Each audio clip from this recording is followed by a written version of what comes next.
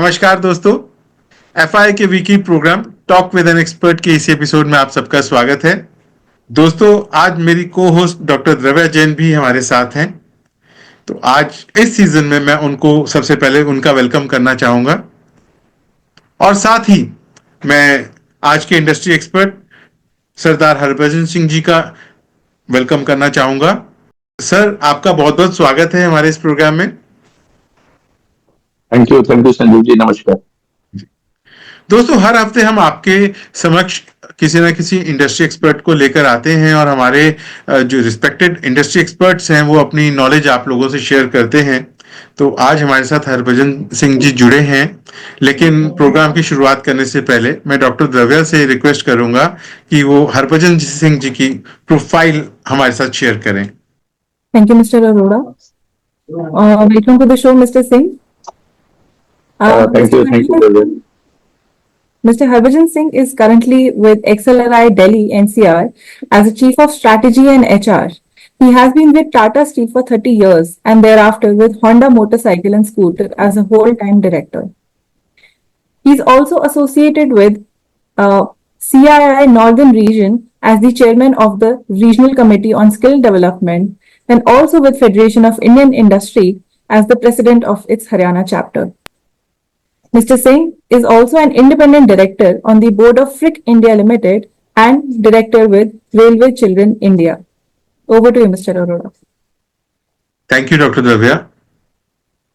हरभजन जी, सबसे पहले आपको मैं बधाई देना चाहता हूं कि सबसे पहले मैं आपसे शेयर करना चाहता हूं कि हमारे लिए ऑनर की बात है आज आप हमारे साथ जुड़े हैं।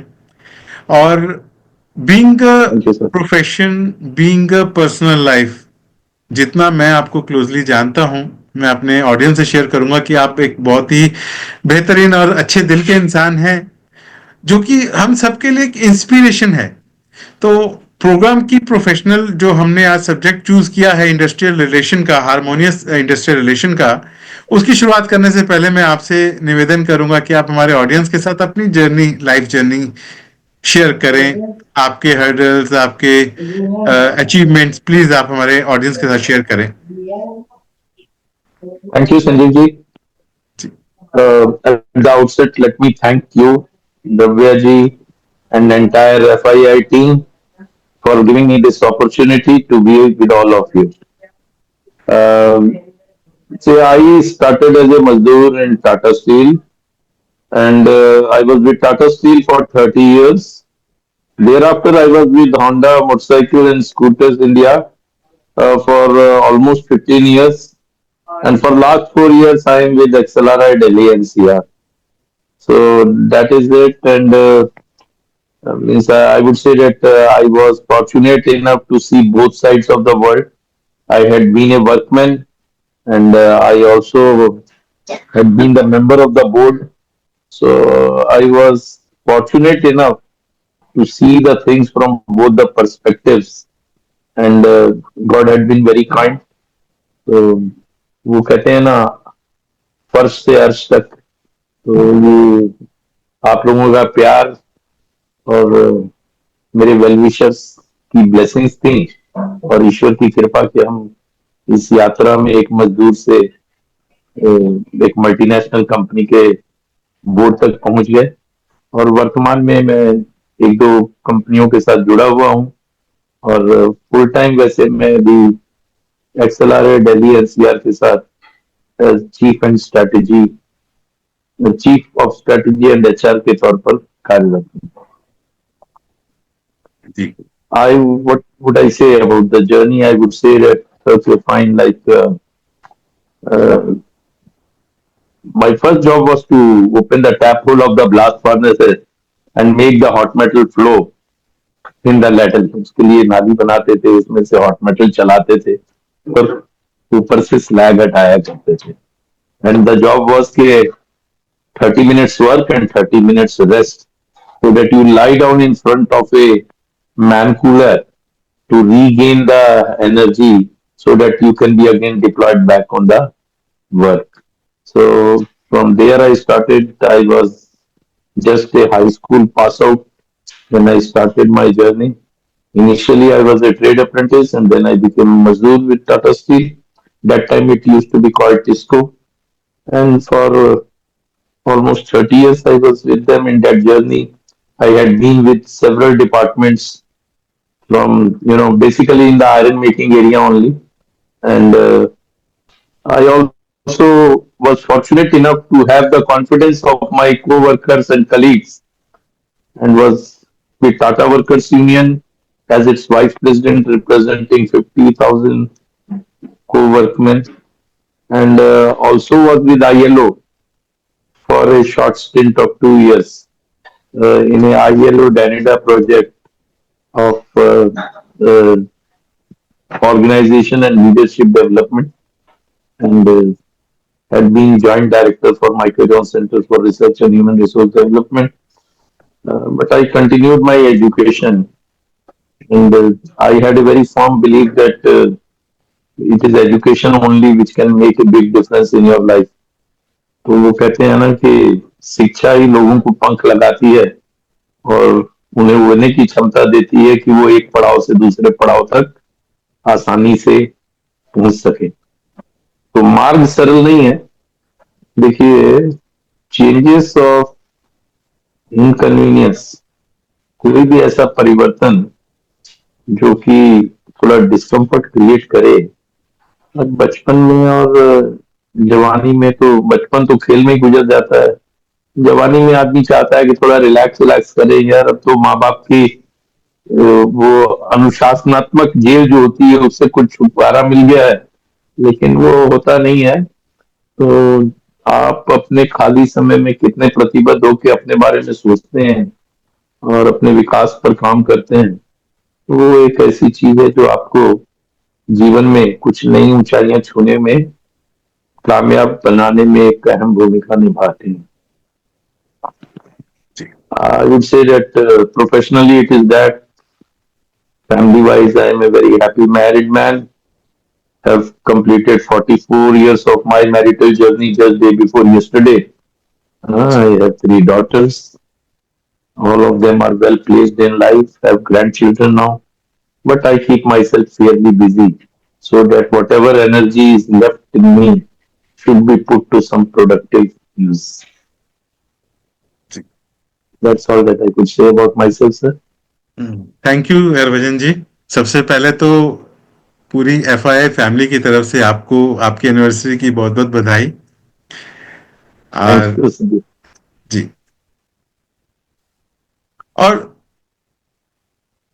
सर लाइफ में चैलेंजेस तो बहुत आते हैं जिस तरह लेकिन आपने अपनी जर्नी बताई वो हम सब के लिए एक इंस्पिरेशन है एक पुराना शेर मुझे याद आ गया आपकी इस लाइन से आपकी जर्नी देखकर कि अकेला ही चला था गालिब मैं चलता गया और कारवां बनता गया तो आज आपने जो एक अकेले शुरुआत की थी और आज एक आप मल्टीनेशनल कंपनी के हेड हैं और कई कंपनीज के बीइंग अ डायरेक्टर आप ऑपरेट कर रहे हैं और कई ऑर्गेनाइजेशंस में आप अपनी सर्विसेज प्रदान कर रहे हैं तो एक बहुत ही बड़ी अचीवमेंट है और इसमें जो आपका जो पैशन है वो आप जो पैशनेट होकर काम करते हैं वो हमने बहुत ही क्लोजली देखा है आपको तो इसी के साथ हम आज का क्वेश्चन आंसर्स का दौर शुरू करते हैं सर जी सर देखिए आज एक एंटरप्रेन्योर जो है अपने लाइफ में कितने चैलेंजेस से गुजरता है बीइंग अ वर्कर भी कितने चैलेंजेस हैं आपने हर चीज को क्लोजली देखा और अगर हम फर्दर बात करें ऑर्गेनाइजेशन की तो एक ऑर्गेनाइजेशन में मल्टीपल स्टेक होल्डर्स होते हैं वर्कर्स हैं मल्टीपल डिपार्टमेंट्स हैं तो आपस में सबका एक तालमेल बैठना एक आपस में एक सिंक होना बहुत ही टफ होता है तो ऐसे में हार्मोनियस इंडस्ट्रियल रिलेशन का रोल आता है तो सबसे पहले आप हमारे ऑडियंस से शेयर करें कि हार्मोनियस इंडस्ट्रियल रिलेशंस एक्चुअल में क्या है और उसकी इंपॉर्टेंस क्या है और क्या क्या चीजें इंप्लीमेंट करनी चाहिए किन किन बातों का ध्यान रखना चाहिए बीइंग अपर मैनेजमेंट और बीइंग बॉटम लाइन वर्कर हमें किन किन बातों का ध्यान रखना चाहिए थोड़ा सा आप प्लीज हमारे ऑडियंस के साथ शेयर कीजिए देखिए संदीप जी लाइक सौहार्दपूर्ण औद्योगिक संबंध that is harmonious industrial relations देखिए, चाहे वो परिवार हो, चाहे समाज या उद्योग, अगर सौहार्दपूर्ण संबंध रहते हैं तभी शांति भी बरकरार रहती है और तभी प्रगति के मार्ग भी प्रशस्त होते हैं, जी। है ना। वो कहते हैं कि जिस घर में कला हो ना, उस घर में लक्ष्मी का वास नहीं होता। ये अपनी देसी कहावत है।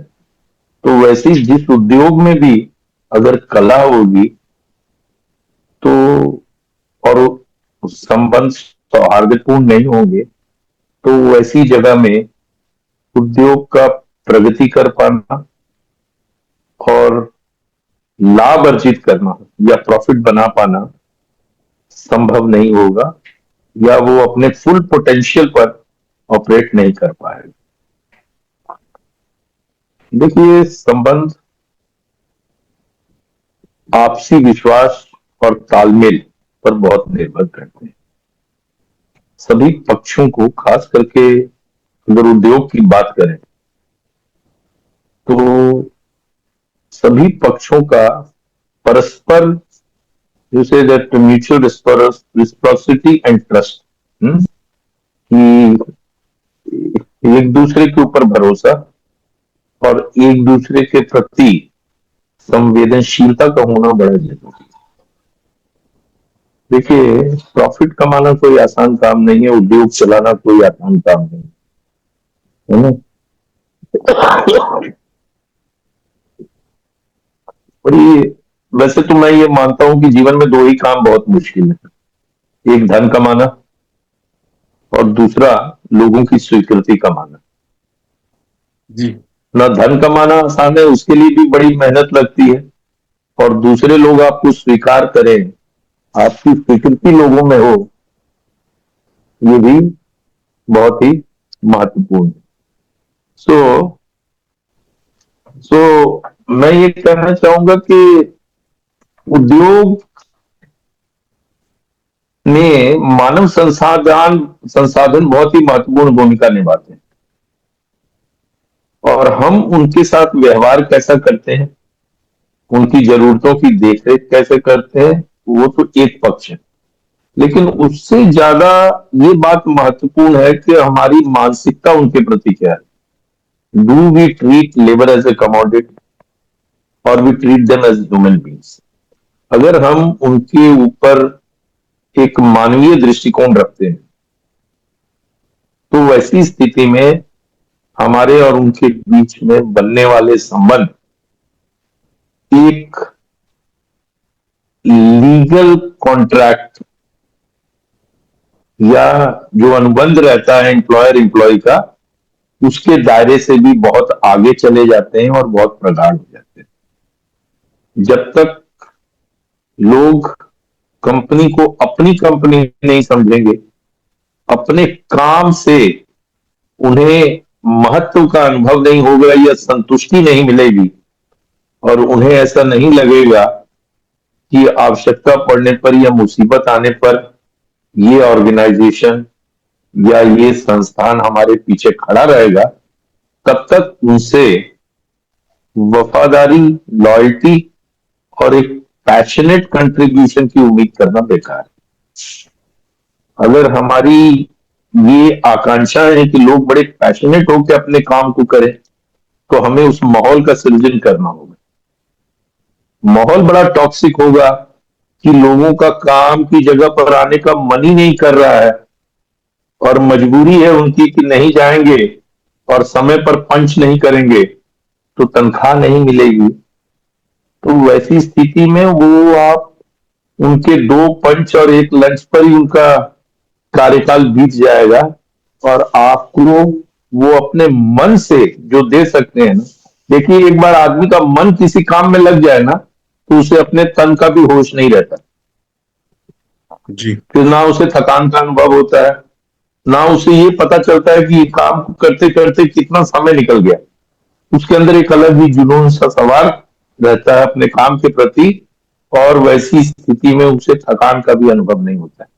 लेकिन अगर मन ही नहीं है वहां पे, मन में भावना ही ऐसी है कि अब मजबूरी है, आना पड़ रहा है, तो वैसे माहौल में अगर आदमी काम करता है तो फिर वो बस जस्ट वर्क टू रूल या न्यूनतम काम करके कैसे सरवाइव कर सकता है उसके ऊपर ही उसका ध्यान रहता है। तो एज एन ऑर्गेनाइजेशन देखिए एमएसएमई के प्रति तो बड़ा मतलब चैलेंजिंग माहौल है, क्योंकि संख्या कम है, संसाधन कम है। बड़ी कंपनियां जो है ओईएम्स वगैरह, उनके पास क्या है कि बैंडविड्थ ज्यादा है, कुशन है, प्रॉफिट का भी कुशन है, रिजल्ट्स का भी कुशन है। तो वो दूरंदेशी से काम लेते हुए कई बार ना इन्वेस्ट करते हैं अपने ह्यूमन मैन पावर पे और ह्यूमन रिसोर्सेस पे। अब आजकल हम लोग रिसोर्सेस कहने लग गए हैं, शुरू में पर्सनल मैनेजमेंट कहा जाता था, हाँ जी, फिर उसके बाद बोला गया ह्यूमन रिलेशंस, अब ह्यूमन रिसोर्सेस पे आ गए हैं, है ना। तो जो लेकिन चाहे लेवल कुछ भी रहे, लेकिन अगर नियोक्ता के मन में भावना अच्छी रहेगी लोगों के प्रति ना, तो वैसी स्थिति में उद्योग में माहौल भी अच्छा रहेगा और लोग अपनी पूरी तन मन धन से अपना योगदान देने में कंफर्टेबल रहेंगे। जी। तो आजकल तो कई चीजें आपको पता है, पॉलिटिकल एंगल्स है, बाहरी हस्तक्षेप हो जाते हैं, कई बार कंपटीशन है लोगों में। कई बार ऐसा होता है कि हम ऐसी जगह जाते हैं जहां पहले कभी उद्योग ही नहीं था, रूरल एरिया से आसपास के माहौल से लोगों को हम लोग इकट्ठा करते हैं, उनको एम्प्लॉयमेंट देते हैं, लेकिन वो अभी भी रूरल माइंडसेट से बाहर ही नहीं आए होते हैं। तो झगड़ा भी करेंगे तो सोचते हैं चलो बैठो 5 जन पंचायती करके निपटा लो, लेकिन उद्योग तो नियम कानूनों से चलता है, तो वो चीजें संभव नहीं हो पाती। बट बिल्कुल मूल बात, अगर औद्योगिक संबंध ठीक रखने हैं तो जो आपके फ्रंट लाइन सुपरवाइजर्स है ना, फ्रंट लाइन सुपरवाइजर्स और वर्कर के तालमेल कभी खराब नहीं होने देना चाहिए, क्योंकि यही दो है घटक। काम कराने वाला पहला हाथ सुपरवाइजर है, काम करने वाला तो वर्कमैन है ही है। तो उस वो अगर उनकी आपसी ट्यूनिंग ठीक रहती है, सुपरवाइजर दबाव में रहता है, मैनेजमेंट का दबाव है, प्रोडक्शन बढ़ाओ, ये करो। कई बार एक आदमी ये 4 घंटे ही काम कर रहा है, इसको और 10 जगह इन्वॉल्व करो, तो प्रॉब्लम्स फिर धीरे धीरे बढ़ने लगती हैं। जी। That is what I, but we need to respect people. अगर हम लोगों की इज्जत करेंगे, उनके साथ प्रेम पूर्वक व्यवहार करेंगे, तो कंपेंसेशन वगैरह सेकेंडरी हो जाती है। लेकिन क्या है कि आप बहुत पैसे दे लीजिए, लेकिन अगर आपका व्यवहार ठीक नहीं है तो वहां पे औद्योगिक माहौल बिगड़ना ही बिगड़ना है। जैसे अपने परिवार में ही आप बच्चे को बहुत पैसे दे दीजिए, हम्म। पर रोज उसके दोस्तों के सामने उसकी बेइज्जती कीजिए, तो वो दिए हुए पैसे और ये दी हुई सहूलतें उसके मन में कोई असर नहीं डालती। उसे ये जी। याद रहता है कि मेरी बेइज्जती की गई। तो वैसे ही never give an opportunity for something to trigger a dispute. बिल्कुल हरभजन जी, ये आपने बिल्कुल बहुत ये प्रैक्टिकल बात है, क्योंकि प्यार का जमाना है। प्यार से तो हम कुछ भी काम करवा सकते हैं, लेकिन किसी को पॉइंट करके पॉसिबल नहीं। जी जी। सर, आपने बताया इंडस्ट्रियल रिलेशन की इम्पोर्टेंस क्या है, लेकिन इसको इम्प्लीमेंट कैसे किया जा सकता है, एक बार जरा उसके बारे में भी बताएं। एंड आपने sir as a bottom line worker और एक as a top level management now, you seen it from both the sides, तो किन किन चीजों के ऊपर ध्यान देना चाहिए या क्या चीजों के ऊपर फोकस रहना चाहिए, एक बार उसके बारे में भी बताइए प्लीज। देखिए, एक तो कंसिस्टेंसी ऑफ बिहेवियर बहुत जरूरी है। जब हम शॉप फ्लोर पे डिसिप्लिन मेंटेन करते हैं ना, तो हमारी कंसिस्टेंसी रहनी चाहिए। पक्षपात एक ऐसी चीज है जिसके चलते बहुत ज्यादा समस्याएं प्लांट लेवल पे उभरती रहती हैं। होता क्या है कि अब हैं तो हम लोग सभी ह्यूमन बीइंग्स ही ना at the end of the day. तो जो हमें थोड़ा ज्यादा भा जाता है काम की वजह से, व्यवहार की जगह से, कई बार उसके प्रति हम थोड़े नरम हो जाते हैं। और जो लोग थोड़े अक्खड़ रहते हैं या बात नहीं सुनते हैं या हमारे कहे अनुसार नहीं चलते हैं 100%, उनके प्रति हम बहुत सख्त हो जाते हैं। तो हमें थोड़ा इस बीच में एक तो बैलेंस मेंटेन करने की जरूरत है। दूसरी चीज, जो डिसिप्लिनरी प्रोसेस है ना, वो सबके लिए सेम है। कोई भी गलती करे तो यही सजा है, और सबके लिए यही सजा है, और सबको यही मिसकंडक्ट पर सबको यही प्रोसेस से गुजरना होगा और यही पनिशमेंट से गुजरना होगा। अगर ये कंसिस्टेंसी रहती है ना, तब दिक्कत नहीं होती है। लेकिन दिक्कत कई बार कहां से शुरू हो जाती है कि अगर अपना कोई आदमी फंस गया है तो उसको हम जाने देते हैं, छोड़ देते हैं, नरम पड़ जाते हैं, और जिससे हमारा स्वभाव मेल नहीं खाता या जिससे हम नाराज हैं, उसने अगर उसी तरह की गलती की होती है तो उस गलती के प्रति हम उसको एक मौका और दे देते हैं। अच्छा चलो एक मौका और देते हैं, सुधर जाओ। तो अगर ये मौका देने वाला चलन है तो फिर सबको मौका देना चाहिए, और नहीं है तो किसी को नहीं देना चाहिए। But there has to be consistency in following the process of discipline, number one. Number two, कि देखिए, you have to be humane with people, है ना। हर दिन एक जैसा मूड नहीं रहता आदमी का, हर दिन एक जैसे नो माहौल से आदमी निकल के नहीं आया होता है। एक दिन अचानक कोई बहुत गर्म घटना से आया है, किसी दिन नॉर्मल है, तो थोड़ा सा ना स्पेस रखना चाहिए।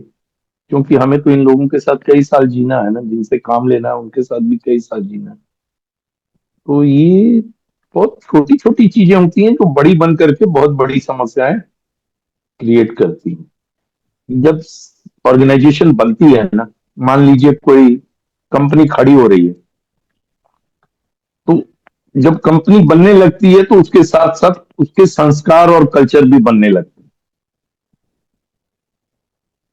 और वो संस्कार जो होते हैं वो अनरिटन कोड है, सबको मालूम है, पर लिखित में नहीं है। तो आप कैसे संस्कार या एनवायरनमेंट डेवलप होने देते हैं राइट फ्रॉम डे वन, वो बहुत मायने रखता है। अगर आप शुरू से ही लोगों को, शुरू में तो बिल्कुल ढीला छोड़ा हुआ है, जो करना है करो, कोई किसी के ऊपर पाबंदी नहीं है, कुछ नहीं है, और फिर काम का थोड़ा थोड़ा प्रेशर बढ़ना लग गया तो आपने पूरा प्रेशर डालना शुरू कर दिया। अब जिनको आदत पड़ी हुई होती है कि हम तो 1 1.5 घंटा काम करते थे जी, आराम से चले जाते थे, अब उनको वो काम, वही काम बहुत भारी लगने लगता है। कई बार मैं देखता था लोग कहते थे हमें तो जी, पहले भी हम यही थे, इतना हमारे ऊपर प्रेशर नहीं था, अब हमें 5 घंटे 6 घंटे काम करना पड़ता है। वो इस पर्सपेक्टिव से नहीं देखते कि आपको एम्प्लॉयमेंट दे दिया गया है, उस समय काम नहीं था तो आप कम काम कर रहे थे। अब अगर मान लीजिए आपके पास ऑर्डर नहीं है, आप एमएसएमई है, आपके पास ऑर्डर नहीं है, तो आप केवल वर्कमैन को इंगेज करने के लिए तो 8 घंटे मशीन नहीं चलाएंगे ना। जी। तो वैसी स्थिति में लोग बैठ जाते हैं, आराम कर लेते हैं। लेकिन आदमी को किसी ना किसी काम में लगाए रखना बहुत जरूरी होता है। नहीं तो फिर एक बार अगर वो कल्चर डेवलप हो गया, वैसे भी अपने देश में ये कल्चर ही है कि काम की जगह में कैसे थोड़ा बहुत समय बचा लिया जाए और आराम कर लिया जाए। कि 8 घंटे का काम अगर हम 4 घंटे में निपटा सके तो वो 4 घंटे हमने एक तरह से अर्जित कर लिए हैं। अब हमें कोई इस 4 घंटे में कुछ भी करने के लिए ना कहे, क्योंकि हमने तो आपका कोटा पूरा कर दिया। तो इसके चलते क्या है ना, हमारे यहाँ लेबर सस्ती लगती है, पर प्रोडक्टिविटी कम होने की वजह से कई बार वो महंगी पड़ जाती है। ठीक है। तो दूसरा एक और एंगल होता है कि जब हम लोग कलेक्टिव बार्गेनिंग में जाते हैं तो कई बार दबाव में या कुछ जरूरतों को नजर में रखते हुए हम ऐसी बढ़ोतरियां कर देते हैं जो हमें आगे चल करके खलने लगती हैं, और हम उस पैकेजेस को संभाल पाने में कामयाब नहीं रह पाते। कि आपने जी तनख्वाह प्रेशर पड़ गया जी, हमने तो स्ट्राइक कर देनी है, और उस समय आपके पास कोई ऐसा ऑर्डर है जो आप नहीं करेंगे पूरा, तो आपको भारी नुकसान हो जाएगा। तो उस समय हम करते क्या है कि दबाव में आके कई बार नाजायज मांगे भी मान लेते हैं, लेकिन उसका जो प्रभाव होता है वो फिर बड़ा ही दूरगामी हो जाता है। और इंडस्ट्री उसको, या एमएसएमई खास करके, मैं ये जो बात कर रहा हूँ अभी एमएसएमई के पर्सपेक्टिव से कर रहा हूँ। ओईएम तो क्या करते हैं कि चलो जी हमने तो अपना कुछ प्राइस बढ़ा दिया। अगर मैं ऑटोमोबाइल इंडस्ट्री की बात करूं तो उन्होंने कार में जी 10,000 रुपया बढ़ा देना है, वो आपकी सारी लेबर कॉस्ट की जो बढ़ोतरी है वो कवर कर जानी है। कोई टू व्हीलर बना रहा है तो उसने टू व्हीलर में 2-4 हजार रुपया बढ़ा देना है, तो जितनी बढ़ोतरी दी है वो सब कवर कर जानी है। पर एमएसएमई कहाँ जाए? आपकी तो जो पार्ट आप प्रोवाइड कर रहे हैं, वेंडर कंपनियां, उनको तो 1 रुपए की भी बढ़ोतरी मिलने वाली है नहीं, वहां पे उल्टा और रिडक्शन होगी, कि उल्टा और स्क्वीज किया जाएगा, जो हकीकत है, मतलब प्रैक्टिकली आई एम टॉकिंग। तो वैसी स्थिति में अगर हमने कोई केवल एक आध ऑर्डर को ध्यान में रखकर बहुत बढ़ोतरियां दे दी होंगी, तो आगे हम उसको सस्टेन नहीं कर पाएंगे। तो हमें इन सब चीजों को ध्यान में रख के एक बैलेंस से चलना चाहिए कि हमारे पास जो वर्कफोर्स है हमें इसको 20 साल 30 साल अपने साथ रखना है और चलाना है, और ओवर भी नहीं करना है। बीच में बैलेंस रहना बहुत जरूरी है। इम्प्लीमेंटेशन का ऐसा है कि वो तो सिस्टम्स बने हुए हैं, हम हर साल लोगों को इंक्रीमेंट देते हैं, इंक्रीजेस देते हैं। हाँ, और जो परफॉर्मेंस इंसेंटिव अगर कहीं लगा हुआ है तो वो इंसेंटिव्स देते हैं कि भाई प्रोडक्शन ज्यादा होने लग गई है तो आपको परफॉर्मेंस इंसेंटिव, कुछ प्रोडक्शन बोनस मिल जाएगा, एनुअल बोनसेस देते हैं। वो सब चीजें अपने ये होती हैं। लेकिन एक चीज है कि जब आईआर की बात आती है ना, इंडस्ट्रियल रिलेशंस की, तो हम रिएक्टिव होते हैं। जब तक कंपनी स्मूथली चल रही है ना, टॉप मैनेजमेंट को फुर्सत भी नहीं है बैठ करके कि एक बार जरा ठंडे दिमाग से सोच ले कि जो ये माहौल चल रहा है, कल को हो सकता है कि ये माहौल बिल्कुल ही विस्फोटक सा बन करके उभरे, और इसके लिए पहले से हमें कुछ काम कर लेने चाहिए। कोई कोई लोअर लेवल पे एक आदमी की जिम्मेवारी लगाई होती है, उसी के ऊपर डंडा चलाते रहते हैं, और बहुत ज्यादा गुस्से में आते हैं तो उस बेचारे को शहीद कर देते हैं। हाँ, और रिएक्टिव रहता है बिहेवियर। स्ट्राइक हो गया, कुछ हो गया, तो बस सीधा सारी मैनेजमेंट बैठ जाएगी इसको कैसे तोड़ना है। ये मानसिकता है कि दबाना कैसे है। तो ये इस तरह की मानसिकता के साथ लंबे समय तक कंपनियों का चलना संभव नहीं होता। We need to actually move from reactive IR to proactive IR. हमें ये सोचना चाहिए कि समय के साथ लोगों की जरूरतें बदलेंगी, और उन बदली हुई जरूरतों को संभालने के लिए हमें उनको कैसे हैंडल करना है और कितनी उनकी जायज बढ़ोतरियां करनी है, वो और वो हमें करनी चाहिए। लोग काम करने क्यों आते हैं? एक तो पैसा है ना, जरूरत है पैसा, पैसा मिलेगा परिवार का और खुद का भरण पोषण होगा। दूसरा, काम की जगह से हमें संतुष्टि मिलनी चाहिए, वहां हमारी इज्जत होना चाहिए, हमारा आदर होना चाहिए, समाज में हमारा कुछ नाम होना चाहिए कि आदमी जी वहां पे काम कर रहा है, इस कंपनी में है, ये कुछ प्रोडक्टिव है। तो हम्म। ये दोनों ही चीजें उसको मिलनी चाहिए। हम उसको बहुत इज्जत दें और उसको इतने की तनख्वाह ना दें कि वो अपना परिवार अच्छे ढंग से चला सके, तो वो भी संबंध ज्यादा नहीं चलने वाले नहीं है। और बहुत ज्यादा उसको पैसे दे दें और उसको बिल्कुल बेइज्जत करके रखें, तो वो भी संबंध बहुत ज्यादा चलने वाले नहीं है।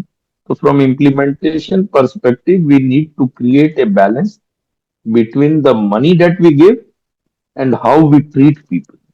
इन दोनों के बीच एक तालमेल और बैलेंस लेना बहुत जरूरी जी। है। जी। हरभजन जी, ये आपने इंटरनल पर्सपेक्टिव सामने रखा। इंटरनली क्या क्या प्रॉब्लम्स आती हैं, कैसे आपस में तालमेल बैठना चाहिए, कैसे आप आपस में सिंक होना चाहिए, इसके बारे में आपने बताया। लेकिन बिजनेस में इंटरनल के अलावा एक्सटर्नल पर्सपेक्टिव भी होते हैं कि मार्केट में कुछ क्राइसिस आ गए, कभी काम की प्रॉब्लम, कुछ मार्केट की को लेकर कोई प्रॉब्लम क्रिएट हो गई। ऐसे में मैनेजमेंट का क्या रोल रहना चाहिए और बॉटम लाइन वर्कर्स का क्या रोल रहना चाहिए? दो चीजें हैं संजीव जी। जी। हम लोग ना परिवार में भी क्या करते हैं, we save for a rainy day ना। कहते हैं ना कि बुरे वक्त के लिए हमने कुछ धन संचय करके रखा हुआ है। जी ऑर्गेनाइजेशंस भी अपने बुरे वक्त का सामना करने के लिए कुछ रिजर्व फंड रखते हैं। वो रिजर्व फंड्स किस लिए रखती हैं कि कल को हमें कुछ नई टेक्नोलॉजी लानी है, पुरानी मशीनरी बदलनी है।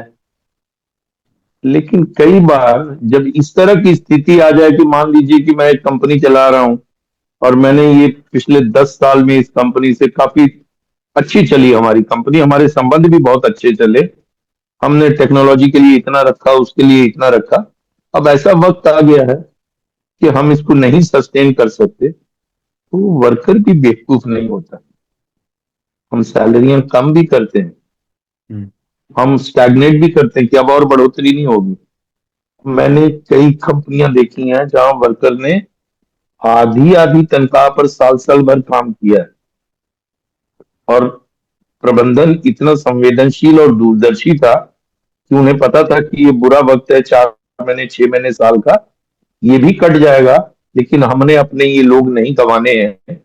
ये सुख में हमारे साथ खड़े रहते, ये दुख में भी हमें इनके साथ खड़े रहना है।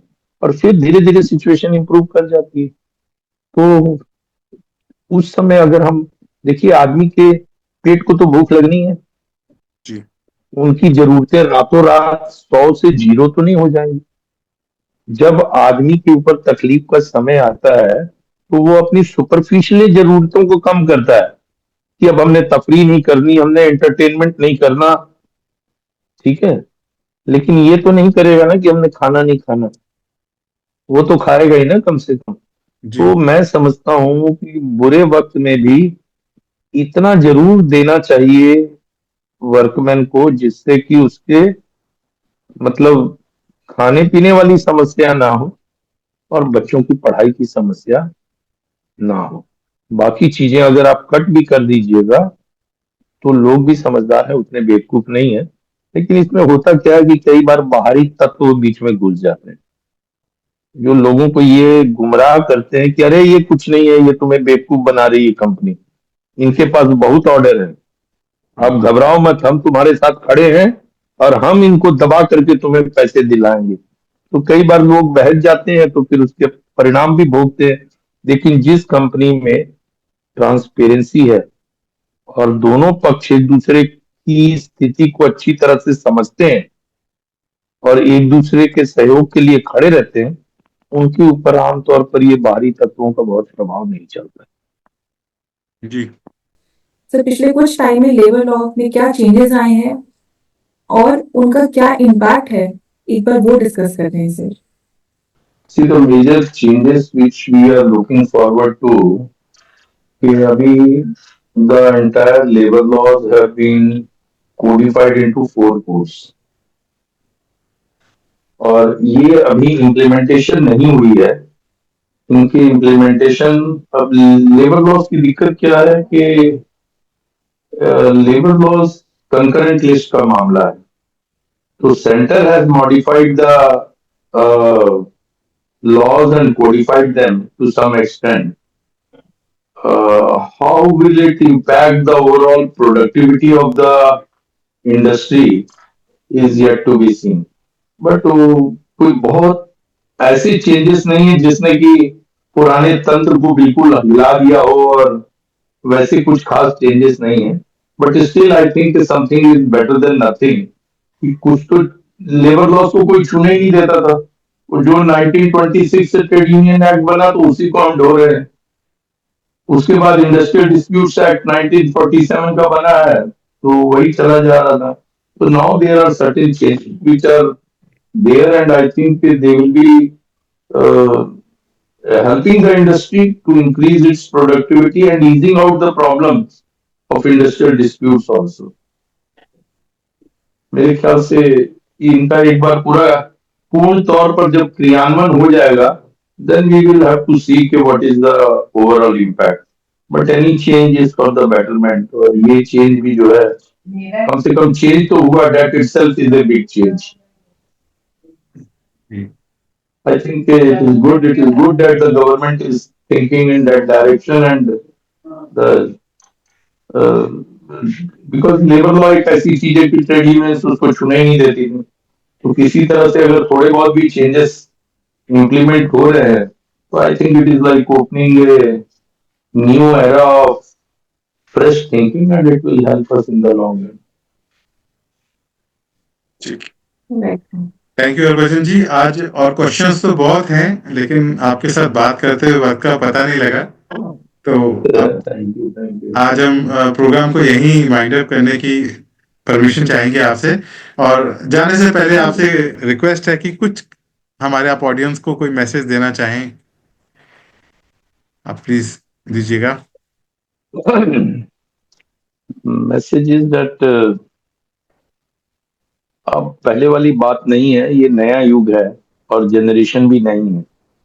और जो ये नई जनरेशन है उसने गुलामी नहीं देखी है, और नई जनरेशन को गुलामी स्वीकार भी नहीं है. ना पेरेंट्स की गुलामी, ना एम्प्लॉयर्स की गुलामी, ना सरकार की गुलामी. So the attitude of the parents towards their children have to change.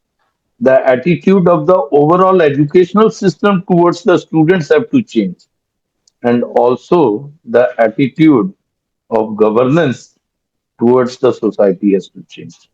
And in all these changes, the audience which exists today, of which a major percentages of youngsters will benefit in a huge way.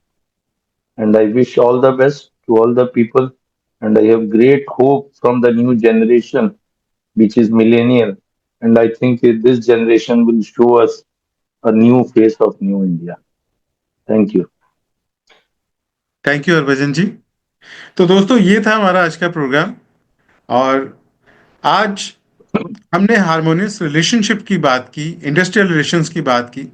तो अगर मैं share करूं कि हम सिर्फ relation की बात करें, तो रिलेशन को और अच्छा बनाने का फॉर्मूला सेम है, चाहे हमारे पर्सनल लाइफ हो चाहे प्रोफेशनल लाइफ हो। फर्क सिर्फ इतना है कि जितने हम टेक्निकल टर्म्स बढ़ाते जाते हैं, हमारी जिम्मेवारियां उतनी बढ़ती जाती हैं। Personal point of view relation का हमारा मायना अलग है, इंडस्ट्रियल रिलेशन में हमारा मायना अलग है। इंडस्ट्रियल रिलेशन की बात आती है तो हमारा परिवार भी बड़ा हो जाता है, हम देश के साथ भी जुड़ जाते हैं, तो हमारी जिम्मेवारियां कहीं ज़्यादा बढ़ जाती हैं। तो आज हरभजन जी ने हमारे साथ ये सब शेयर किया, और